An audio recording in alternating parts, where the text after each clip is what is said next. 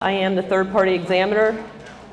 I am contracted with the Kentucky State Police to administer CDL exams for bus drivers for 16 counties in the northern part of the state. So I test counties from the river to Frankfort. Keeps me pretty busy. Today what we're going to talk about, guys, is road safety. I can't go over everything about road safety, but there's a few things that I picked out that I really feel are important that a lot of us aren't aware of while we're on the highway and on the roads. Speed does contribute to a major part of traffic accidents and fatalities. You can find it? If you can't find it, don't worry about it. Let's get back into the presentation. Okay, we're going to move on. So the rules of the road, the need for speed, we're going to bypass that video, but all kidding aside, I'll try to get it up by the end of the presentation. We want to arrive alive. Guys, speeding was a contributing factor in 28% of all traffic fatalities in 2014. Speeding occurs in 33% of all fatal crashes. Speeding is also the third leading contribution factor for traffic crashes. 13,000 lives lost each year caused by speeding. Speeding, guys, you might get to your destination maybe 3 minutes faster if you just followed the speed limit for the particular road that you're traveling. I want to talk a little bit about fatigue. That is another major factor for fatalities. I'm going to show you a few pictures also after I go through this. Studies found that 37% of drivers reported having fallen asleep behind the wheel at some point in their lives. An estimated 21% of fatal crashes, 13% of crashes resulting in severe injury, and 6% of all crashes involve a drowsy driver occurred in 2014 study. Also, it was found that more than a quarter, 28% of licensed drivers from 16 years or older said they fell asleep within the last 30 days or had a hard time keeping their eyes open on the road. Isn't that the truth? After school starts, we're used to being off all summer. Now we're starting back, and then it's hot out. The engines are hot. The sun's blaring in on you. It is hard. It's a hard thing to contend with. This particular accident happened over off of 237 in Boone County. This driver had just gotten off his shift, worked the night shift. The only thing that stopped this driver from going completely under the bus was the rear suspension. There he is there. He must have woke up at the last second and turned his head to the left. Very lucky guy. The only thing he had done was bit his tongue off. So you can see there where the front of the car met the rear axles there. Yeah, absolutely. We want to stay awake. So now what I want to talk about is something that is a huge problem with driving, especially among our cell phones. Our cell phones. So what is distracted driving? It's the divided attention of an individual or group from the chosen object of attention onto the source of distraction. Distraction is caused by the lack of ability to pay attention, lack of interest of the object, or great intensity, novelty, or attractiveness of something other than the object of attention. Distractions come from both external and internal sources. You are dealing with several different types of drivers out there, folks, right? Exactly. We have to be patient with our elderly, and we have to be a little bit, with our younger ones. I'm going to show you a video of a driver, bus driver, not a school bus driver. Can you get this up for me, Dwayne? That was distracted on his route on a busy highway. This is an eye-opener of just how... Now we move on to an alarming warning about texting while driving. You know it's dangerous. Many people still continue to do it. And now there's some frightening new video that proves how bad it can be. Here's NBC's Janet Shannon. On a busy Texas interstate, traffic ahead is at a dead stop. You can see it, but the driver of the San Antonio City bus speeding down the road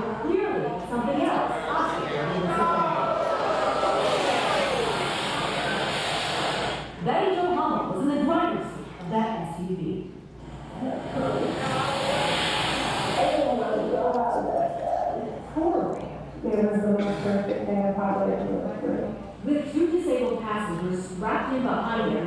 Why didn't the driver ever slow down? Take a look what Adrian Perez is doing instead. He pulls out his cell phone and starts texting, and not just for a few seconds. For 6 minutes leading up to the crash, Perez was looking down. And when he finally focuses on the road, it's way too late. And that is it. And he knows he's in trouble. Perez isn't the only offender. The San Antonio City bus drivers are also driving while dealing with their phones. This one is texting at 65 miles an hour. It's just like, pay attention to what you're doing. Pay attention when you have something like this. Betty Johanna says she's lucky to be alive. Others caught between a cell phone and a driver haven't been as fortunate. 10 days ago, a Houston motorist veered into a flooded ravine. He and 2 others were able to get out, but 5 of his children drowned in the back seat. Police say someone was involved. And 25 people died on a California commuter train last September. Records show the driver sent and received text messages in the moments before the crash. Back in Texas, cameras reported the danger, but it was passengers who reported it, as they sat in the back, hoping they lived to tell. For today, Jack Shanley, NBC News, Dallas. So you can see, guys, that texting and driving is becoming worse than drunk driving. More fatalities are occurring from texting and driving than drunk driving. It takes the length of a football field to stop your vehicle while traveling at 55 miles an hour. So it's vital that we pay attention and put our phones down. I know that, I don't know if you all know this, but if we are caught on our cell phones as a commercial driver's license holder, we can be fined $2,750. The district will be fined $10,000. That is why it is vital that we do not do that with our cell phones, okay? Even to pick them up to look at your clock, don't do it. It's not worth it. So there's 3 main distractions while people are driving. We have our visual, which is taking our eyes off of the road. Our manual, taking our hands off the wheel. And number 3 is cognitive. We all have lots of things on our minds, that is for sure, but we have to do our best to stay focused on what we are doing.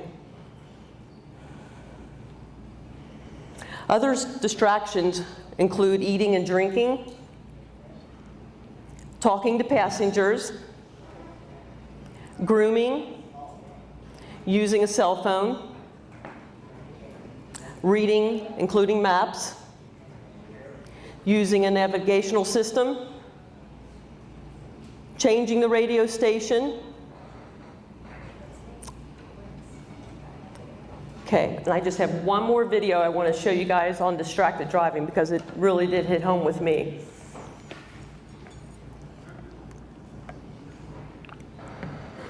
Oh, I think you went up too far.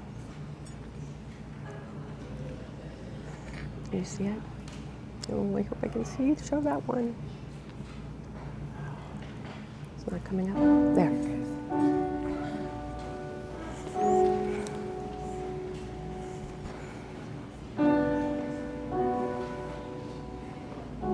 Margay was 13 years old. She had just started her 8th grade year. She was a fantastic student. She wanted to be a pilot.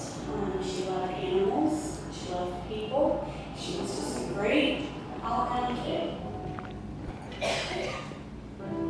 Margay, along with 21 other students, were on the bus, on her school bus, on their way home from school, when they were stopped at a routine bus stop, and they were rear-ended by a man in a semi-truck traveling at approximately 60 miles an hour, who says that he never saw the school bus.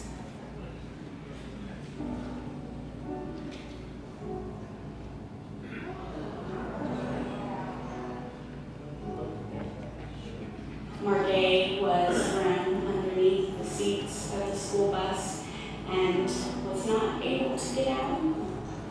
And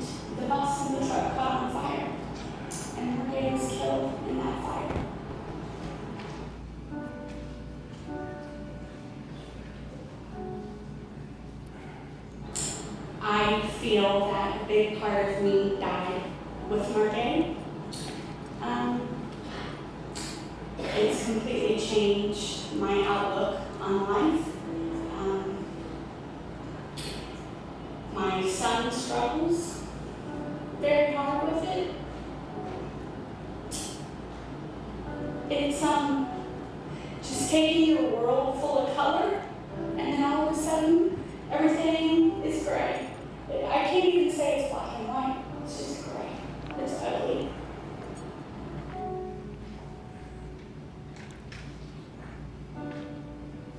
The year that my daughter was killed, which was 2008, almost 6,000 people were killed that year due to distracted driving and crashes. It's not if it's going to happen to you, it's when it's going to happen to you or one of your loved ones.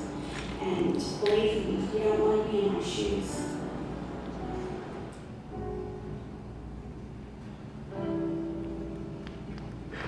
No texting, no talking, hands-free, handheld. Just needs to be put down. You need to drive from A to B and let that be that. I ask that people, if they feel the urge to pick up their phone while they're driving the vehicle, they'll think about Margay laying on the bottom of the school bus.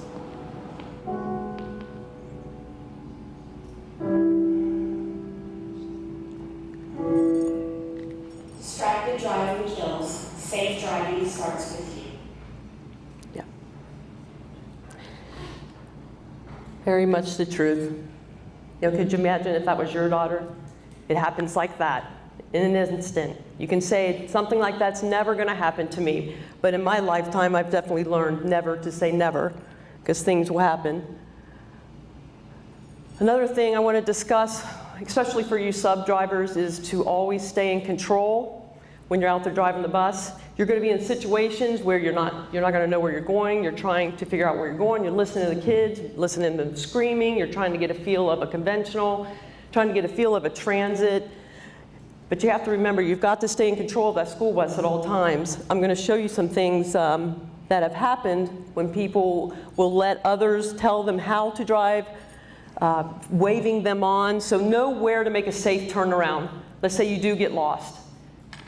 Don't just assume when you turn into places that there's going to be a turnaround in that location. Look for a lot, look for a subdivision, someplace where you can make a safe 2-point turnaround. Avoid letting other drivers make decisions for you. And what I mean by that, if you're sitting somewhere to turn, don't let other drivers flag you on. Okay? That's when you're going to set yourself up and you can be hit doing that. Never motion a driver, guys. Let's say you're on a 4-lane road and someone's trying to get out of a business and you slow down and give them enough space to turn out of there. But what you don't take into consideration is the traffic coming up on your left side. I had that happen to me one time on 42. Somebody was trying to get out of a lot and I let them get out and some other woman came booking up the side. That close to getting that lady T-boned. And guess who would have been at fault? Me, right? Can't do that. Don't stop to let people out.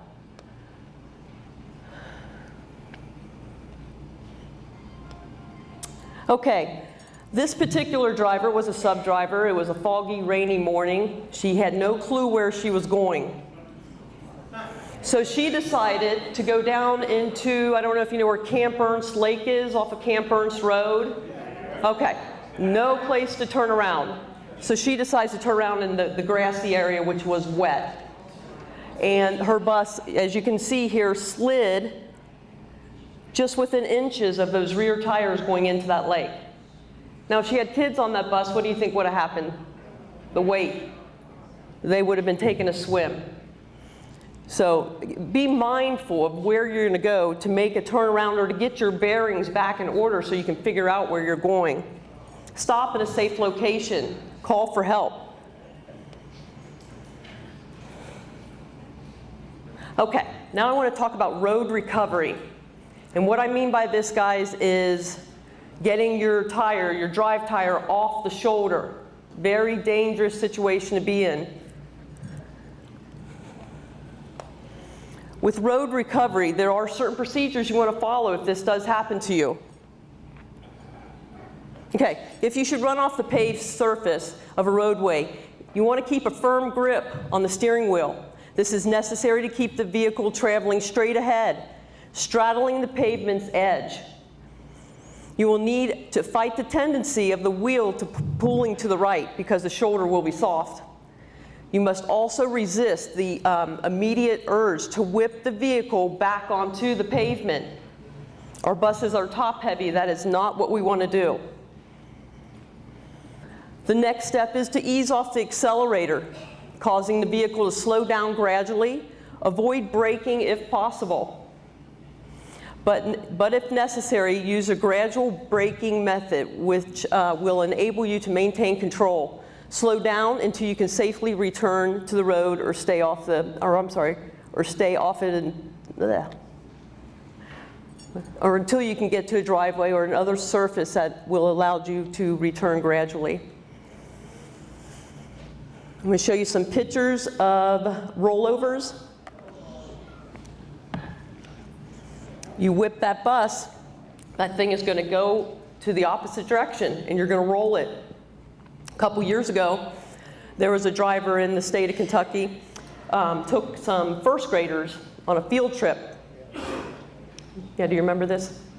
Yeah, but what she said is a deer jumped out in front of her, but they determined later that she was reaching for a cell phone. She had done the same thing. She whipped the bus to the left, went over an embankment and rolled. Little first grader was thrown out the hatch and was rolled over on. This particular crash, guys, I'm sure you all remember this one, the Carroll Head Start program, just a couple years ago. At first, they were thinking that speed was a factor. She had gotten her steer tires off of the pavement and hit the only tree that was in that field. Look how that bus came apart from that whole entire frame. I think there was 2 or 3 little preschoolers that were killed in this accident. And at the time when that first happened, every single person in that school district was brought up on charges, from the superintendent to the director to the driver. Superintendent and the director were relinquished, and the driver was still being held liable for this accident. But over time, they did find that what had happened was she had gotten her steer tires off the shoulder and speed was not the factor. And because her training records were all up to date, she was relinquished of the charges as well.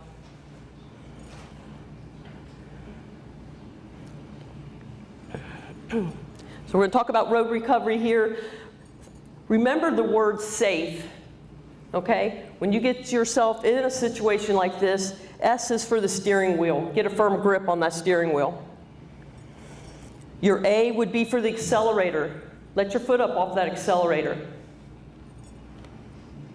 F would be your foot on the brake. Slowly apply pressure. And E would be eventually recover to the pavement when it's safe to do so. So remember that, safe.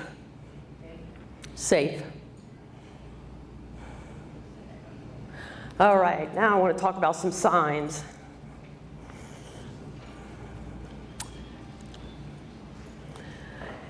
In particular, I'd like to talk about crosswalks, railroad crossings, and your yield and lane edge merge left signs. Railroad crossings. Let's talk about those.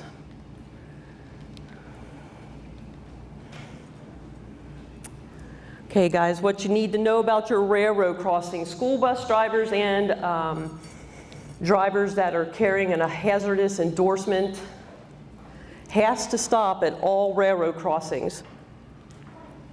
You want to make sure when you get to this area that your bus can safely cross those tracks without getting hung up. And what I mean by that is you want to make sure that the tracks aren't so high that your bus is going to get caught up on the drive shaft or any of those hangers, anything underneath the bus. You can never get closer than 15 or further than 50. I had to go over a couple things with a driver that over there on Mayhere Road, if you know where that's at. There's some tracks over there. She had gotten so close to the tracks that the stop arm came down on the front of her bus. And by the time she realized she was too close, traffic behind her had already gotten up on top of her. So she was stuck. And I watched that video, and that train was cooking probably 60 miles an hour in front of her bus. I mean, and she had kids on that bus. I mean, you talk about a scary situation. And I've had drivers say to me, well, yeah, I can't see. I can't see 1,000 feet in each direction. Well, that's why we tell you to stop, look, and listen. You can hear a train. You not hear a train coming? Yeah, you can hear a train. So you want to stay back at least 15 feet. A lot of railroad crossings are marked with a big white line. Stay behind that line.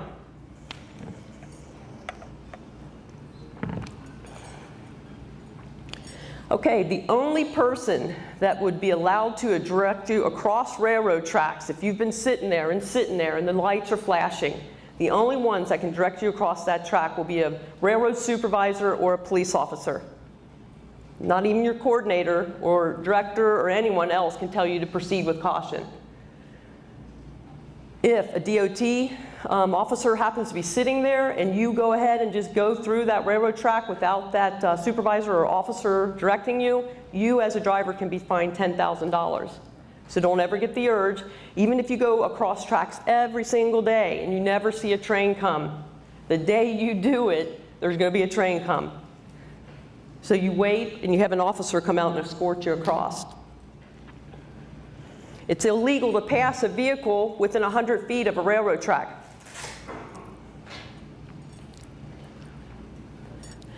And when you do cross those tracks, cross them as quickly as possible. Let's say, I know down in Frankfurt, there's some railroad tracks down there. There's a set, and then there's another set. Do you stop at each set? No, you don't. You stop at the first set of tracks, you look, listen, and when it's clear, you get across all of the tracks, okay? In the lowest gear, with your door closed.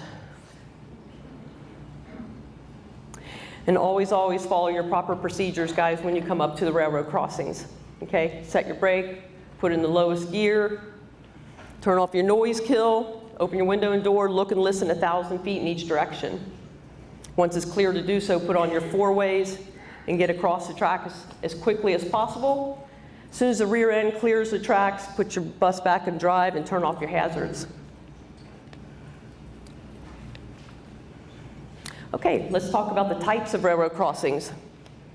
You have your passive crossings, and what this is a type of crossings that does not have any type of traffic control devices. School buses are still required by law to stop and follow proper procedures. Your active crossings. This type of crossing has a traffic control device installed at the crossings. These active devices include flashing red lights, with or without bells and flashing red lights. Okay, I've had this question brought up to me before. You're on a road here, and you can see your tracks are blacktop over, but it's still marked as a railroad crossing. Do you stop? Yep. You do. You do stop, guys, even if it is paved over. If it is marked, in the state of Kentucky, school bus drivers have to stop at those.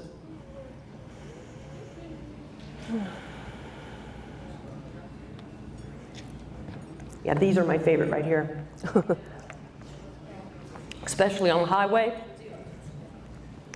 You're on a marked highway and you're on a ramp trying to get onto that highway, and you come up to a yield sign. Do you just keep going and expect the traffic that is already flowing to stop for you? No, you do not. No, that is so aggravating for me.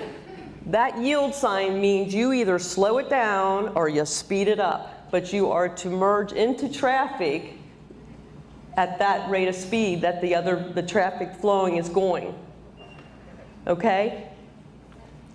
And on a marked highway, this is another thing that gets me. The left high-speed lane, it's illegal to drive in that lane. It's a passing lane. You make your pass, you get back into the flow of traffic. You don't hang out there and make people go around you, do we? Drives me nuts, right? I agree, it drives me nuts. So it is a courtesy for the people who are in the lane on the highway that you're trying to get into, it is a courtesy for them to get over into the lane next to them to let you get on. They don't have to. It is our responsibility to yield, speed up or slow down, right? Okay, you're going to see this sign here, lane ends, merge left, right up here by the Buttermilk Pike exit where they're doing all that construction. So if you're coming off of 275 to get on to 75, you're going to see that sign. It says lane end, merge left. And what that is implying is it's like a merger. The flow of traffic and you are a business. You're working together to make that happen. So it's both responsibilities to make that traffic flow. Does that make sense to everyone? So these two signs definitely have two different meanings.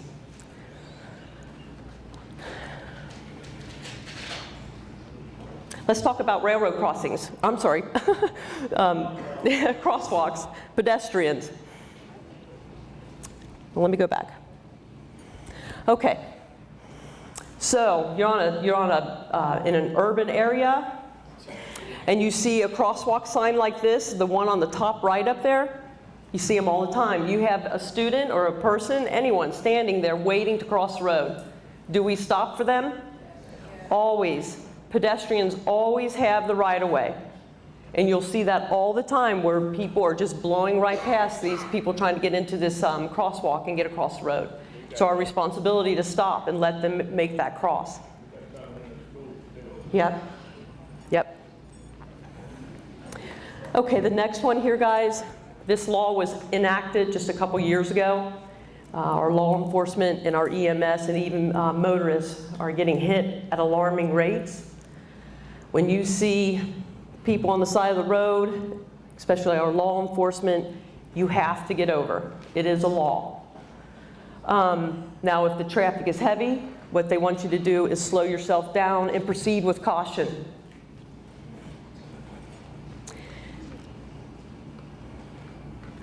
Who can tell me what's wrong with this picture right here? Who can tell me what's wrong? You're in your bus and you come up on this bridge. Why can't you cross it? That's right. It's only a 3-ton weight limit on that bridge. Yep, it says school bus stop, doesn't it? That's right. Right over there off of, off of Weaver Road. They just replaced that bridge. You know what I'm talking about? By Wiseway. They just replaced that bridge. Now I know we were going over that bridge, weren't we? There was a weight limit on that bridge, and our buses, shouldn't have been going over that bridge.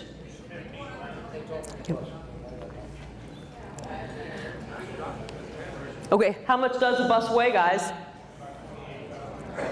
Our Thomas conventional buses, the GVWR is 31,000 pounds, 15.5 tons.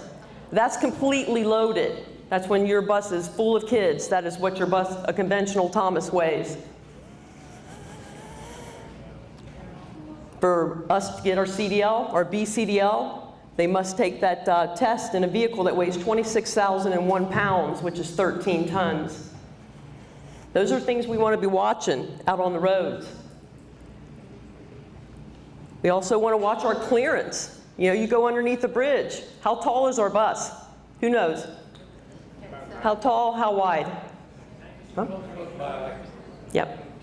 Yep, a little over 12 feet tall. Intersections, this is another good one that really aggravates me. The white line. See where the car there is circled? That is where we stop, behind that white line. Okay, so you come up on that, the light's green. Do you pull out into that intersection to make that turn? By law, we are not supposed to. We are supposed to be staying behind that white line. I cannot tell you how many times I've gone up on an accident with a bus driver. 60% of your accidents are going to happen right here in these intersections. He gets himself out into that, in the middle of that intersection. The light turns yellow. Oncoming traffic. This is what he told me. He turns in front of that oncoming traffic. Well, she T-bones him. And he says to me, well, I had the yellow light. She was supposed to stop. I had to go. I just looked at him and I thought, okay, I'm glad my girls don't ride your bus. I'm glad they don't ride your bus. I don't care if the light is purple, green, pink, or yellow. You never cross in front of oncoming traffic. You're liable if you turn in front of that traffic. You stop behind the white line and you wait until it's safe to proceed. Another reason why they have those white lines, you'll see them staggered, and that's because they need you in the left lane to stay behind it so the other traffic can make those turns. Tractor trailer drivers cannot make turns if you're past those white lines. Exactly. Okay, deciding to stop. A legal stop, line before a crosswalk or intersection. Safety stop. Front bumper is even with the curb line. Stopping behind a vehicle, where you can see the rear tires touch the ground, and that is called your gap distance. What I mean by that, if you are stopped at a stop sign or a traffic light, you have to stop back far enough from that vehicle in front of you so you can see the rear tires. And what if that car breaks down? Now you're up on top of them and you can't get out. Leave yourself an out, guys. Also, another thing I like to tell my drivers when I used to do a lot of training is when you're backing, it doesn't have to be beautiful. Just back far enough so that you can clear whatever's in front of you, okay?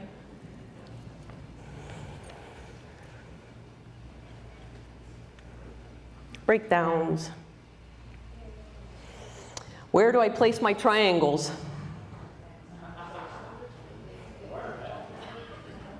Okay, this is a state and federal law that we carry 3 bi-directional emergency reflector triangles that conform to the requirements of the federal motor vehicle safety standards. And there they are. And those are usually located in your baggage compartment or they are located behind your seat. I just want to touch on one more thing on those intersections. One of the things that I, as a CDL examiner, most people get dinged on is in an intersection, because what you have to do when you're coming up on an intersection, you want to make sure you're scanning the intersection before you get into it. Get up off that accelerator and just kind of hover the brake. You're going to scan when you go through that intersection, and once you get through the intersection, go ahead and give your mirrors a scan. It's inevitable. I have drivers that'll get in that bus and it is straight ahead. They don't even turn their head at any time. You have to see what's coming around you guys, especially when you're making right or left turns. You know, scan the area you're turning into. When you're making that turn, look to your left. Make sure nobody runs that red light. You get hit in the side, you get T-boned, that's the worst place to be hit. Okay, so now you're on a curb. Where do we put our triangles on a curb?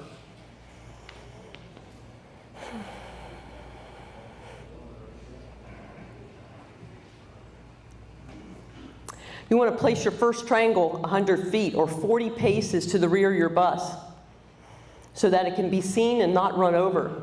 Place your second one 10 feet from the left rear corner of the bus. And you're going to place your third one 1 to 500 feet or 40 or 200 paces out to the rear of the bus to give motorists ample amount of warning. On a straightaway. On a 2-lane highway, you want to put your first triangle 100 feet or 40 paces to the rear of the bus. Second one is going to go 10 feet from the left rear corner of the bus. And the third one's going to go 100 feet in front of your bus, 40 paces. Now this is your divided highway, just like 17.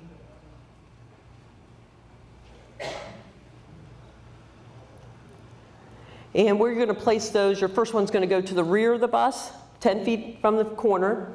Place the second one 100 feet or 40 paces behind the bus. Third one will go 250 paces from the rear of the bus. Okay, so you're broke down. How long do you wait before you set those triangles out, guys? If you're going to be there 10 minutes or longer, put the triangles out. If you're broke down, what do you want to stay away from? Guardrails. Yep, signs, any type of railroad crossings, anything that would put your bus and the students in imminent danger. At least 50 feet from a guardrail.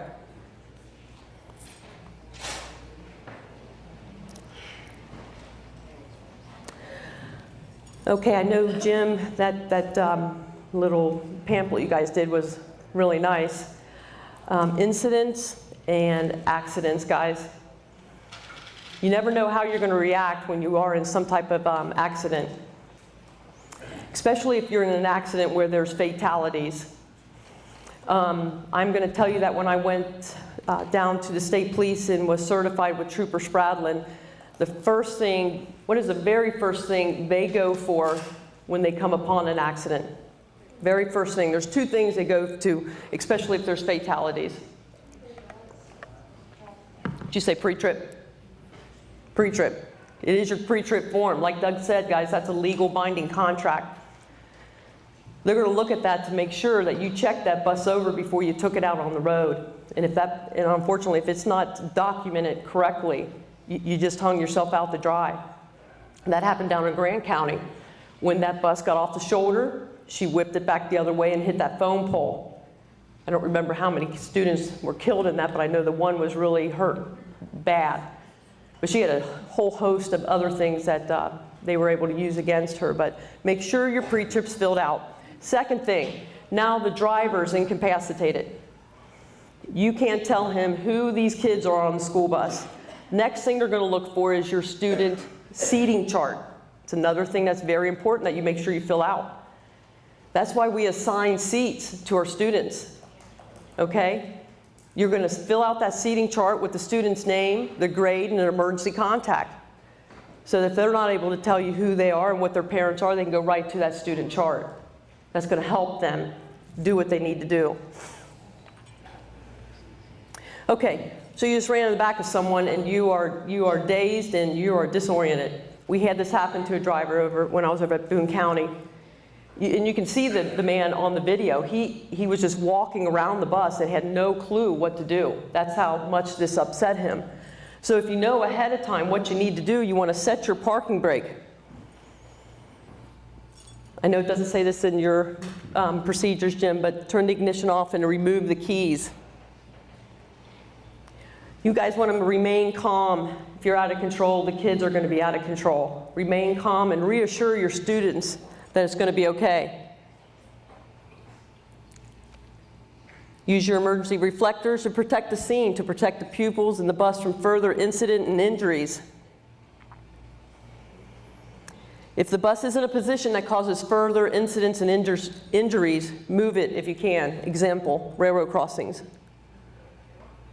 Contact your dispatch. Give them your exact location and the number of injuries. Also the number of paramedics that are going to be needed. You don't just call and say, I've been in an accident, I need an ambulance. So they send one ambulance and there's several students hurt.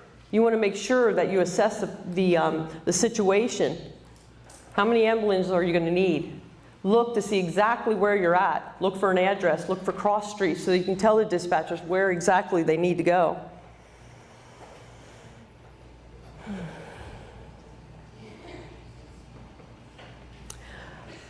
I just have one more thing on that intersection I want to touch real quick. If you're on a 2-lane road and you go into a turn lane that has a solid yellow line and a broken yellow line on the inside.